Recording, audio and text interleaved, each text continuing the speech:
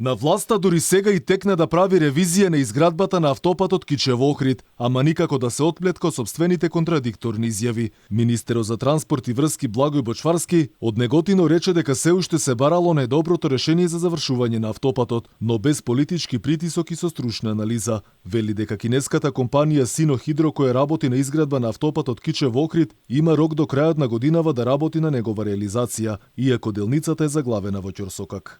По утврдување на сите овие правци кои што ќе произлезат од стручни лица, без при тоа да се прави политички притисок, туку со стручна анализа ќе дојдеме до најдобрата политичка одлука која што ќе донесеме и за завршување на автопатот, но и тој автопат да биде безбеден, сигурен за патување на граѓаните. Бочварски очекува анализата од експертите на Меѓународната фондација да дала правци по кои државата треба да проложи за завршување на автопатот. Министерот за транспорт сега не гледа вина кај себе, иако премиерот посочи дека лично тој бил одговорен за изградбата да заврши до крајот на 2023 година.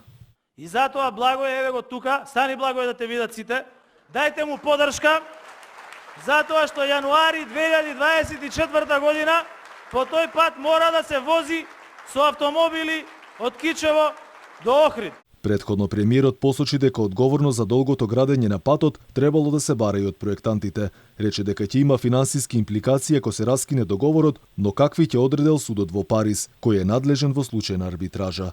Рокот за изградба на автопатот истекува до крајот на годинава. Овие 57 километри достигнаа вредност од фантастични 600 милиони евра или речиси 11 милиони по километар државни пари, кои ако се суди според реалната слика, сите заминаа во ветер.